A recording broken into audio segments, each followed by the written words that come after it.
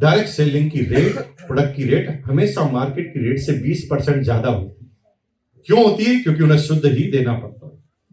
लेकिन पूरी पृथ्वी पर एक कंपनी चालू हुई जिसका नाम है आरसीएम, जिसने डायरेक्ट सेलिंग में आकर मार्केट से भी 10% रेट को कम कर दिया।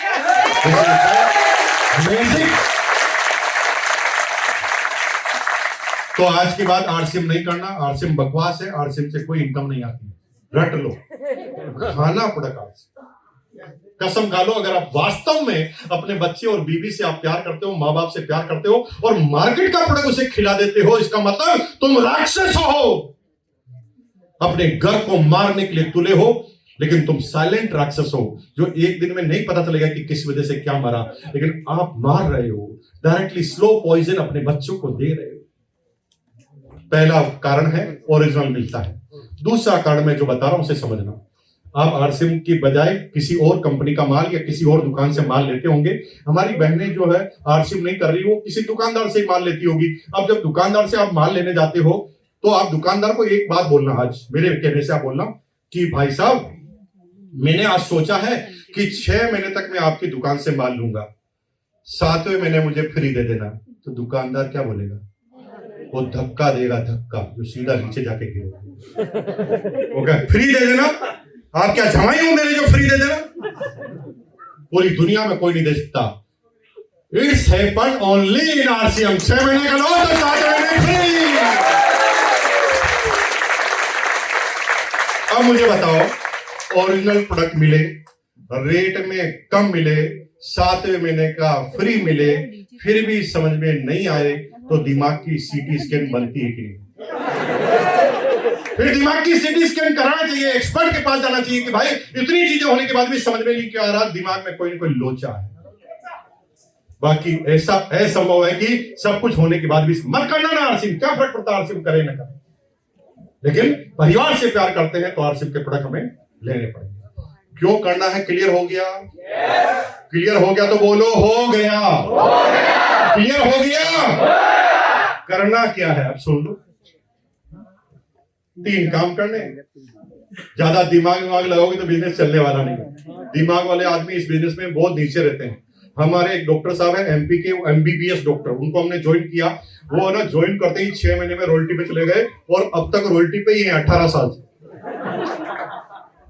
18 साल से रॉयल्टी पे ही, क्योंकि वो समझदार है। एमबीबीएस डॉक्टर, उन्होंने पहले हमने ज्वाइन कराया, उससे पहले मल्टी लेवल कंपनी को ज्वाइन किया इंटरनेशनल, उसके अंदर वो सिल्वर रहे, वहां पर 1 साल सिल्वर रहे, फिर आरसीएम ज्वाइन कर लिया और आरसीएम में पिछले 18 साल से रॉयल्टी पर है।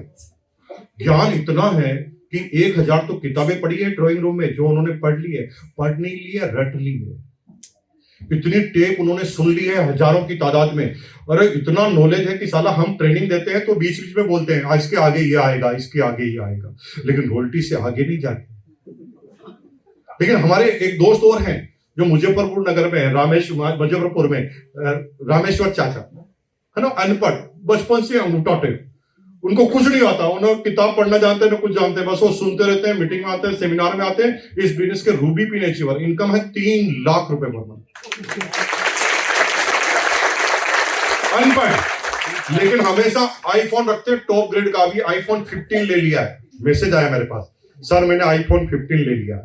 आईफोन 15 क्यों लेते हैं? आईफोन क्यों लेते हैं? क्योंकि वो भी अंगूठे से खुल जाता है, क्योंकि उनको अंगूठा लगाना ही आता है और अंगूठे से जो भी खुलती है उनकी फेवरेट चीज है। उन्होंने एक 20,000 रुपए में असिस्टेंट रखा हुआ है मोबाइल चलाने के लिए, वो उनके पीछे पीछे घूमता रखा है। वो डबल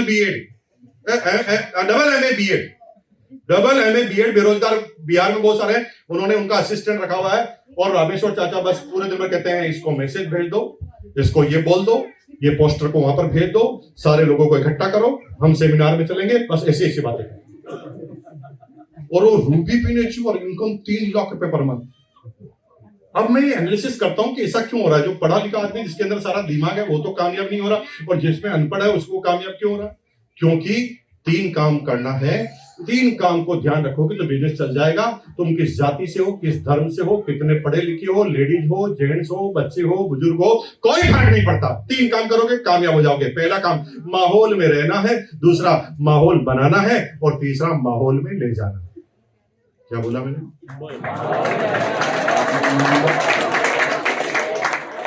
पहला माहौल बनाना नहीं है, माहौल में रहना है।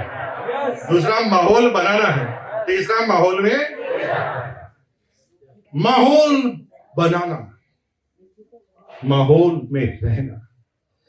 90% लोग क्या करते हैं पता, जो कामयाब नहीं होते उनको देख लेना, वो क्या कहते हैं, अरे सर मीटिंग है मुकेश जी की, चलो ना। मीटिंग में मैं मुकेश जी के अटेंड कर चुका हूं, आज वैसे भी मेरा कोई आदमी नहीं जा रहा तो मैं मीटिंग में नहीं जाऊंगा, और वैसे भी मुकेश जी वहां पॉजिटिव ही तो करेंगे, मैं तो पहले ही पॉजिटिव हूं। उसके रिजल्ट देख लेना, हमेशा 0 ही, क्योंकि वो पॉजिटिव ही है। जो भी कहता है ये पॉजिटिव है, दुनिया का इससे बड़ा नेगेटिव कोई आदमी पृथ्वी पर नहीं। मोटिवेशन की जरूरत नरेंद्र मोदी जी को पड़ती है, मोटिवेशन की जरूरत टीसी छाबड़ा जी को पड़ती है, मोटिवेशन की जरूरत मुकेश कोठारी को आज तक पड़ती है। आज भी जब मैं एनिवर्सरी में जाता हूं तो टारगेट लेके आता हूं, साला इस बार चक दे फट्टे, इस बार तो कर ही देंगे, क्योंकि लोगों को देखने से चार्जिंग आती है, लोगों के साथ रहने से चार्जिंग आती है। जो आदमी एक काम एक आदमी नहीं कर सकता, वो 4 आदमी मिलते ही काम हो जाता है। जैसे आपकी एज 15-16 साल की है, कोई भी छोटा बच्चा, जैसे जिसकी एज, ये छोटा बच्चा बेटा कितने साल का बेटा, 8 साल का, 8, 10, 12 साल का एक बच्चा है, वो क्या करता है, घर से बाहर निकलता है, घर के पास वाले मकान में एक अमरूद का पेड़ लग रहा है, अमरूद के पेड़ पे अमरूद लटक रहे हैं, तो बच्चा जब भी उस पेड़ के सामने से निकलता है, बच्चे के मन में क्या आता है, अमरूद तोड़ लो और खा लूं, लेकिन वो खाता नहीं है। पता है क्यों? क्योंकि साथ में एजुकेशन है। मालिक आ गया तो, पकड़ लिया तो, पीट दिया तो, पिताजी को बता दिया तो, पिताजी ने फिर डबल डोज दे दिया तो, हेलो, इतने सारे डर। अब अकेला बच्चा नहीं कर पा रहा, लेकिन एक दिन क्या हुआ, 4 दोस्त, चारों एक साथ जा रहे हैं और चारों की नजर एकदम अमरूद के पेड़ पे पड़ती, तो चारों बातें किया वगैरह समझ जाते हैं कि चारों सोच कर है। चारों एक दूसरे के पहले अमरूद को देखते, चारों, फिर चारों एक दूसरे की शक्ल को देखते हैं, फिर ऐसे इशारा करते हैं, तो चारों कहते हैं ओके डन।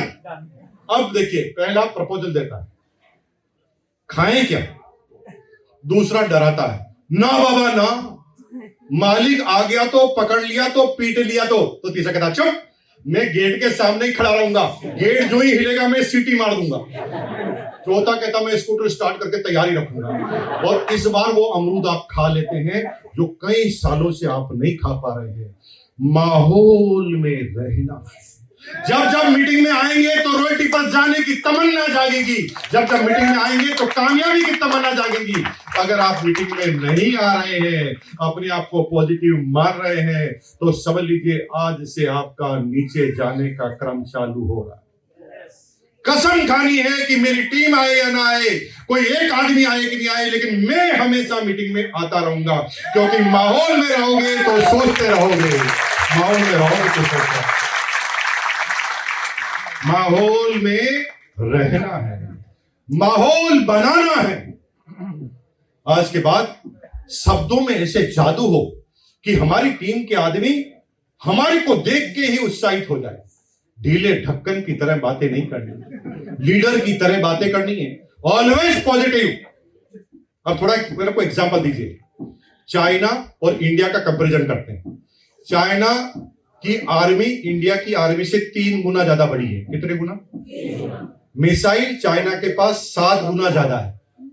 परमाणु बम चाइना के पास 10 गुना ज्यादा है। फिर भी भारत का प्रधानमंत्री लाल किले पे आके चाइना से डरता है क्या? वो कहता भाई साहब बाकी तो सारे देशों से हम मुकाबला करते हैं, चाइना आते ही हमारी फट जाती है। ऐसा कोई बोलता है क्या? प्रधानमंत्री क्या बोलता है? भाई और बहनों, अब हम चाइना से नहीं डरते, हम पुराने वाले हिंदुस्तान नहीं है। अब हमारी आंखों की तरफ देखोगे तो सालों की आंखें फोड़ देंगे। अब हम घर में घुसकर मारते हैं। वो ऐसी ऐसी बातें करता, तुम उसे इसलिए प्रधानमंत्री बनाते हो। हेलो हेलो, समझना मेरी बात। और अब अभी क्या करते हो आप? डाउनलाइन से डिस्कस करते हैं, अरे कुछ दिन से पीनी नहीं बदली यार, कुछ समझ में नहीं आ रहा। अब डाउनलाइन के तरफ पहले भागो इसकी, यहाँ से ये लीडर ही गलत आ गया है पूरा का पूरा।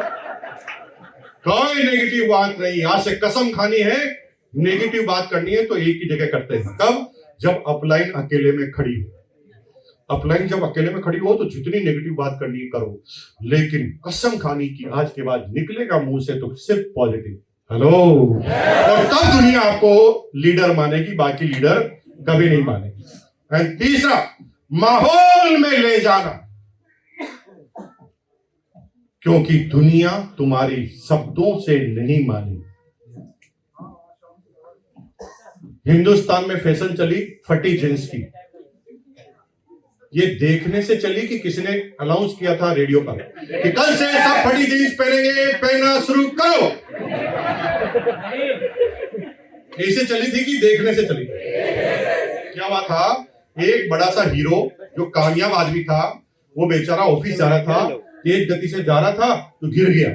अब पड़ गई जींस की पैंट, जींस की पैंट पड़ गई। तो अब क्या हुआ कि गाड़ी का टाइम ऐसा था कि वापस घर पे जाए तो गाड़ी छूट जाएगी। तो उसने कहा भाड़ में गई, फटी हुई पहनेंगे। लेकिन वो इतना कामयाब था कि लोगों ने फटी हुई इसको पहनते हुए देखकर अपनी भी फाड़ ली। इतना बड़ा फाड़ रहा है, मतलब कहीं खास बात। और फिर चल गई जींस की फैशन। और भाई साहब अब तो जितनी ज्यादा फटी हुई उतनी गई। अभी बल्लारी कर्नाटक में है, मेरे दोस्त के कारखाना है जींस का, उसने 1.5 करोड़ की मशीन मंगाई है जींस फाड़ने की। बोलो बनाने की नहीं, तुम गलत फहमी में, बनाने की नहीं बनाई, फाड़ने की मंगाई। वो मशीन इतनी अच्छी तरीके से जींस फाड़ती है, साला तार तार कर देती है। और 1.5 करोड़ रुपए की मशीन। ऐसी कैसी फैशन चल जाती है देखने से, और तुम ना मुंह से समझाने की कोशिश करते हो क्या आरसीएम बहुत बढ़िया है, आरसीएम का टर्नओवर 2400 करोड़ का है, 500 प्रोडक्ट इसके आते हैं, गामा ओरिजिनल बहुत अच्छा है ना, इतने लोग कामयाब हुए हैं, 12,000 दुकानें हैं, 250 पिकअप सेंटर हैं। अब सामने वाले को बोलते जा रहे हो। आप देखो शरीर के अंग की बनावट कैसी हुई, भगवान ने सब चीजें आगे आगे लगाई, लेकिन कान इधर उधर लगाए। समझो बात को, भगवान ने कहा है कि कोई ज्यादा बोले तो सुन लेना, इधर से सुन लेना, इधर से निकाल लेना। भगवान ने कान इसलिए तो उल्टे पुल्टे लगाए। अब हम किसका बिजनेस नहीं चल रहा, क्योंकि पूरे दिन में बक बक करता रहता है। वो बेचारा रोज सुबह बैग लेके निकल जाता है, सबको कहता है आरसीएम कर लो, आरसीएम कर लो, ये आरसीएम है, वो आरसीएम है। एक आदमी ज्वाइन नहीं होता, क्योंकि तुम बक बक कर रहे हो। बोलने से कोई समझेगा नहीं, लोग समझते हैं देखने से। अभी मैं सुबह आ रहा था तो मैंने दिल्ली में एक हाथी देखा, इस हॉल से भी बड़ा ज्यादा। हॉल की साइज देख लो पहले, इस हॉल से भी बड़ा। मैंने क्या देखा, दिल्ली में हाथी देखा। मैंने देखा आपका लीडर मुकेश कोठारी बोल रहा है, देखा मतलब देखा, फिर भी तुम हंस रहे हो। अरे यार इतना बकवास मत कर भाई, इतना बड़ा हाथी होता ही नहीं। आप कह रहे हो नहीं होता, और मैं कह रहा हूं होता है। मैं होता है क्यों कह रहा हूं, क्योंकि मैंने अपनी आंखों से देखा। आप क्यों नहीं मान रहे हो, क्योंकि आपने नहीं देखा है, और मुझे आपको बताना है कि होता है तो आपको दिखाना पड़ेगा। अब सब यहां से उठा के ले जाऊं आपको और हाथी दिखा दूं, फिर मानोगे कि नहीं मानोगे? मानोगे कि नहीं मानोगे? जब यहां से मान जाओगे तो क्या अपने पति को जाके समझा दोगे आप? पति को भी क्या करना पड़ेगा? दिखाना पड़ेगा। जब तक दिखाओगे मानेगा। मेरे साथ एक घटना घटित हुई, मैं बताता हूं, मजा आ जाएगा आपको। इसी दिल्ली की बात है, 2022 में कोविड के बाद एनिवर्सरी हुई दिल्ली में। उससे ठीक 1 साल पहले कोविड के समय पर मेरा दोस्त मेरे पास आता था, और जब आरसीएम चालू हो गई तो मेरी छोटी छोटी मीटिंगें चालू हो गई थी। तो मेरे पास आया एक दिन, उसने कहा यार भाई आजकल कहाँ बिजी रहता है, बिल्कुल मिलता नहीं।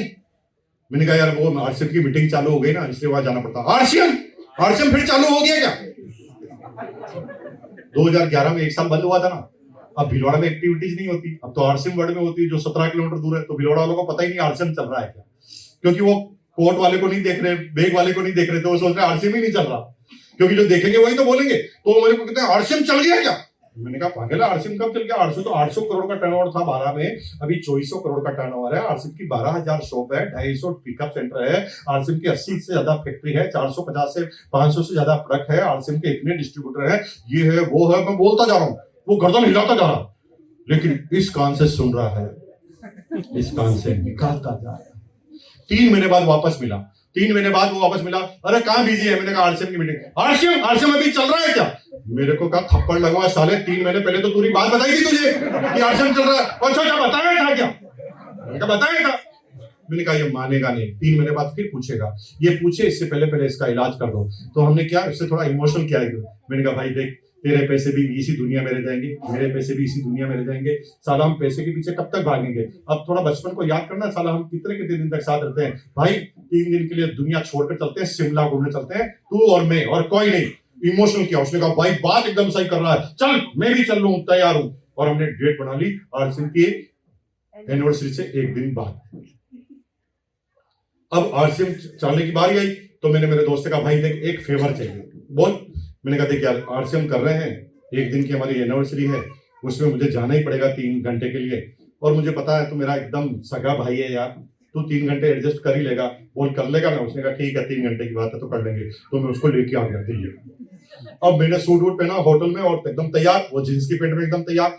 अब जो ही हम वहां इंदिरा गांधी इंडोर स्टेडियम में गए, हमारे तो कोल्ड लीडर लिखा हुआ, वीआईपी ट्रीटमेंट, जो भी मिले वैसे सल्यूट करे और हमें अंदर जाने दे। मैं सीधा सीधा अंदर चला गया, लेकिन वो मेरे पीछे पीछे आ रहा था, उसको रोक दिया, रुक जाओ। अब उसको अंदर ही नहीं आने दे। अब वो मुझे फोन लगाए, फोन लगता नहीं क्योंकि 35,000 आदमियों के फोन वहां पर चलते हैं तो नेटवर्क बिजी हो जाता है। 1 घंटे तक उसका फोन नहीं लगा, पसीना पसीना हो गया। 1 घंटे बाद फोन लगा, घंटी आई, 15 मिनट तक मुझे गालियों से पेला। 15 मिनट तक उसने लगातार एक लाइन सुने बगैर खतरनाक गालियां बकता रहा। मुझे बाहर आना पड़ा। बाहर आकर मैंने कहा क्या हुआ यार भाई? अरे मुझे आने नहीं दे रहे। मैंने कहा आ जाता, सब लोग आ रहे हैं। अरे मैंने उनको कहा मैं मुकेश कोठारी का दोस्त हूं। मैंने कहा ये तो सभी कहते हैं, इसलिए ऐसा तो चलेगा नहीं कुछ भी। फिर मैंने उसको कहा देख भाई तेरे को इधर तो आने नहीं देंगे, ये तो प्राइवेट गार्ड है, ये हमें भी नहीं जानते, हमारी जो कोर टीम लिखा हुआ है इसलिए हमें आने दे रहे, तेरे को नहीं आने देंगे, लेकिन मैं तेरे को बिठा देता हूँ। अब देख 3 घंटे में से 1 घंटा तो तूने पास कर दिया, अब 2 घंटा बचा है, 2 घंटा तुझे अंदर बिठा देते हैं। अंदर कैसे बिठाएगा? मैं पूरा स्टेडियम घूम चुका हूँ, अंदर घुसने की जगह भी नहीं है। मैंने कहा यार भाई देख घुसाने की जवाबदारी मेरी है, तू यस कर। वो कहा ठीक है बिठा दो। तो मैंने अपने 3-4 बड़े बड़े तगड़े पर्ल स्टार पर्ल एमराल्ड को बुलाया। मैंने कहा इधर आओ मेरे भाइयों, धक्का लगाना। मैंने उसके पीठ पर हाथ रखा और मैंने कहा इसको बेधक्के से एकदम अंदर भेजना है। तो हमने सारे ने दम लगाया, उसकी पीठ पे हाथ लगाया, जोर लगा के और भीड़ के अंदर घुसा दिया, एनिवर्सरी के अंदर। अब एनिवर्सरी के अंदर घुस तो गया, निकलेगा कैसे? मेरे भाई मजे की बात ये थी कि एक लाइन उसने नहीं सुनी, एक लाइन। किसने क्या बोला उसे कुछ पता नहीं। वो 2 घंटे तक केवल बाहर जाने का रास्ता ढूंढ रहा था, किधर जाऊं किधर जाऊं। 2 घंटे तक केवल यही कर रहा था। 2 घंटे बाद आया बाहर और 1 घंटे तक मुझे गालियां दी। 1 घंटे के बाद फिर हम शिमला चले गए, फिर घूमने चले गए। 3 दिन बाद शिमला से वापस भीलवाड़ा आए। भीलवाड़ा आते तो एक दोस्त मिल गया, जो उसका भी दोस्त मेरा भी दोस्त रेलवे स्टेशन पे मिल गया। तो कॉमन दोस्त ने मेरे दोस्त से पूछा कहां गए थे? वो कहा हम आरसीएम की मीटिंग में गए थे। तो दोस्त क्या बोल रहा है? आरसीएम अभी भी चल रहा है क्या? वो कहा थप्पड़ मारूंगा, चल रहा है क्या? 3 घंटे तक तो बाहर नहीं निकल पाया और तू कह रहा चल रहा है क्या? एक ही बार में समझ गया चल रहा है क्या, और पहले में बार बार बोल रहा था चल ही रहा है, चल रहा, मान ही नहीं रहा। तो आरसीएम की इनकम आती है, मीटिंग में लाकर बताओ। आरसीएम लोग करते हैं, मीटिंग में करके बताओ। अरे लोग बाग पैसे देके सुन रहे हैं, साला पसीने से तरतर हो रहे हैं। भरी सर्दी में 3 डिग्री टेम्परेचर है दिल्ली का, साला पसीना निकल रहा है, इतनी भीड़ आप नहीं कर रही। यहाँ लाके बोलोगे किसी को चल रहा है कि नहीं चल रहा, उसी से बोल चल रहा है कि नहीं चल रहा, वो भाई बाप चल रहा है, फुल चल रहा है। यहाँ पर जगह नहीं, तू कह रहा वहां पर तुझे घर में कुएं का मेंढक, तो कुएं को ही समझता ना पूरी दुनिया में। पूरे हिंदुस्तान में आज इतने करोड़ों का टर्नओवर है, कई लोग अपनी जिंदगी को बना चुके हैं। बस आपको कट्टर बनना है। 3 काम। पहला, हमेशा माहौल में रहना है। दूसरा, हमेशा माहौल बनाना है। और तीसरा, हमेशा माहौल में ले जाना है। शब्दों से बातें कम करना है, दिखाने पर बातें ज्यादा करना है। ये काम करोगे तो आपका जोरदार काम हो जाएगा। लेकिन एक प्रोडक्ट को मत भूल जाना जिसका नाम है गामा ओरिजिनल। एक प्रोडक्ट को मत भूल जाना जिसका नाम है गामा ओरिजिनल। और गामा ओरिजिनल काफी है डायमंड जानने के लिए। क्या बोला मैंने? सिर्फ एक गामा ओरिजिनल प्रोडक्ट ही काफी है डायमंड जाने के लिए। क्योंकि गामा ओरिजिनल के बारे में अगर आज आपने रिसर्च कर ली तो अभी हिंदुस्तान में किसी को पता नहीं है। यू आर द टॉपर, है ना? आप जिस एरिया में काम करते हैं वहां के टॉपर जाने वाले हैं गामा ओरिजिनल की वजह से। एक ऐसा एंटीऑक्सीडेंट जो राइस के छिलके के अंदर जो ब्रांड पाई जाती है, जिसे राइस ब्रांड कहते हैं, उसका ऑयल निकलता है। ऑयल निकलने की प्रक्रिया में एक एंटीऑक्सीडेंट निकलता है जिसका नाम है गामा ओरिजिनल। गामा ओरिजिनल एक ऐसा एंटीऑक्सीडेंट है जो पूरी धरती पर चमत्कार है। आज दिन तक साइंटिस्ट ये बात का पता नहीं कर पाए कि इसके अंदर ऐसा क्या न्यूट्रास्यूटिकल है जो शरीर के हर भाग पर काम करता है। दुनिया के पर्टिकुलर न्यूट्रास्यूटिकल पर्टिकुलर शरीर के कुछ अंगों पर काम करते हैं। जैसे प्रोटीन मसल्स को बढ़ाता है, विटामिन सी रोग प्रतिरोधक क्षमता को बढ़ाता है। विटामिन ई आपकी चमड़ी और बालों के लिए काम आता है। पार्टिकुलर एक न्यूट्रास्यूटिकल शरीर के कुछ अंगों को ये काम करते हैं, लेकिन ऐसा न्यूट्रास्यूटिकल जिसे गामा ओरिजिनल कहते हैं जो शरीर के सारे अंगों पर काम करता है, और ये चमत्कारिक प्रोडक्ट है। भारत सरकार ने इस साल इसी दिल्ली में प्रधानमंत्री के द्वारा 25 मोस्ट इनोवेटिव प्रोडक्ट में से एक प्रोडक्ट का नाम दिया है गामा ओरिजिनल, और उसका नाम है आरसीएम गामा ओरिजिनल। मेरे से जाके सब कहना पता हो जाएगा। हिंदुस्तान की प्रॉब्लम क्या है? हिंदुस्तान की प्रॉब्लम यह है कि कुछ भी खाते हैं और खाने से 90% बीमारियां होती हैं। 90% बीमारियों का सोर्स क्या है? ईटिंग। 90% बीमारियों का सोर्स ही खाना है, और जब वो खाते हैं तो कब खाने से क्या हुआ पता नहीं चलता, क्योंकि खाने की बीमारी तुरंत नहीं होती, 3 साल बाद होती है, और 3 साल बाद आपको याद नहीं रहता कि 3 साल पहले क्या खाया था, और वो बीमारियां आपके शरीर को जकड़ लेती है। अब होता क्या है? धीरे धीरे कैंसर होता है। कैंसर का क्या प्रॉब्लम है कि कैंसर का 1 साल तक तो हमें खुद को ही नहीं पता चलता कि कैंसर हो गया। जैसे आपको कैंसर, मेरे को कैंसर चालू हो गया, मैं टेस्ट कराऊंगा तो कुछ आएगा नहीं। कैंसर कब आएगा? जब कैंसर बढ़ जाएगा, जब कैंसर की सेना मजबूत हो जाएगी तो ये शरीर के किसी अंग पर आक्रमण करेगी। जब अंग पर आक्रमण करेगी तब दर्द होगा, तब हम डॉक्टर के पास जाएंगे, डॉक्टर बायोप्सी करेगा, बायोप्सी करके कहेगा आपको कैंसर हो गया है, लेकिन आई एम सॉरी टू से सी स्टेज का कैंसर है, हम कुछ नहीं कर पाएंगे। अब पता भी चल जाएगा तो मरने की गारंटी है, और 90% लोग कैंसर के रोग में मर जाते हैं। सही कह रहा हूं तो बोलो सही है। 90% मर जाते हैं। लेकिन ये गामा ओरिजिनल क्या करता है कि बीमारी उत्पन्न होते वक्त ही उसे मार को गिराता है। बीमारी उत्पन्न होने के समय ये जब हम रेगुलर वे में खाते हैं, हालांकि ये बीमारी पर भी काम करता है, बीमार व्यक्ति को भी दे सकते हैं, लेकिन बीमार व्यक्ति को देना खतरे से खाली नहीं है। जैसे एक आदमी कैंसर से मरने वाला है, 1 दिन बाद मरने वाला है, और 1 दिन पहले आप पहुंच गए, गामा ओरिजिनल खिला दो ठीक हो जाएगा। अब जो ही गामा ओरिजिनल खिलाया अगले दिन टपक गया, पूरी दुनिया कहेगी तुम्हारी गामा ओरिजिनल से भरा। इसलिए मरीजों पर काम मत करो, आप डॉक्टर नहीं है, आप डॉक्टर नहीं है। मरीजों पर आपको काम नहीं करना है, आपको काम करना है जो मरना नहीं चाहता, जो बीमार नहीं होना चाहता, उस पर आपको काम करना है। और अगर आपने खिला दिया तो क्या करेगा गामा ओरिजिनल? गामा ओरिजिनल को आप जबान पर लगाते हैं, पेट में जाता है, तो गामा ओरिजिनल परेड का निरीक्षण करता है ना, वैसे आपके शरीर का निरीक्षण करता है, पूरे शरीर का, पूरा घूमता शरीर में, और उससे लगता है कि यहां पर कोई कैंसर होने वाला है। तो क्या करता है? सावधान मशीन को तानता है और स्टेन गन से धड़ धड़ धड़ धड़ धड़ धड़ धड़ खाता, साला बच्चा पैदा होने से पहले ही मार देता। और इसलिए जापान के लोगों ने आज के 70 साल पहले गामा ओरिजिनल को इस्तेमाल करना चालू किया। रिसर्च पढ़ लेना गूगल पर, 70 साल पहले इस्तेमाल किया, और उसका नतीजा यह है कि सबसे बूढ़े लोग जापान में पाए जाते हैं। जापान में साला मरता ही नहीं। गवर्नमेंट ने 75 साल तक काम करने की अनुमति दे रखी। हमारे यहाँ 60 साल पर रिटायर्ड मान, क्योंकि वहां के लोगों को बीमारियां ही नहीं होती, क्योंकि वो रेगुलर गामा ओरिजिनल का इस्तेमाल करते हैं। तो गामा ओरिजिनल हालांकि ऑयल में भी होता है, तो ऑयल तो आप इस्तेमाल करते होंगे, आरसीएम हेल्थ गार्ड, लेकिन गामा ओरिजिनल लेना चालू कीजिए, क्योंकि हेल्थ गार्ड ऑयल में बहुत प्रचुर मात्रा में नहीं होता, थोड़ी मात्रा में होता, रेगुलर के लिए ठीक है, लेकिन हमारे जीवन में जो अभी तक कमी रही है वो गामा ओरिजिनल से होगी। आपको आश्चर्य होगा कि जो 450 रुपए का हमारा बॉक्स आता है, विदेशी में यही बॉक्स की रेट है 2500-3000। आप सर्च करना गामा ओरिजिनल टेबलेट, आप सर्च करेंगे तो 2500-3000 से नीचे कुछ भी मिलने वाला नहीं है, लेकिन आरसी में ये 450 में मिलता है। ये रामबाण है, और अगर आप दुनिया से प्यार करते हैं तो इस गामा ओरिजिनल को आप बिल्कुल यूज करेंगे।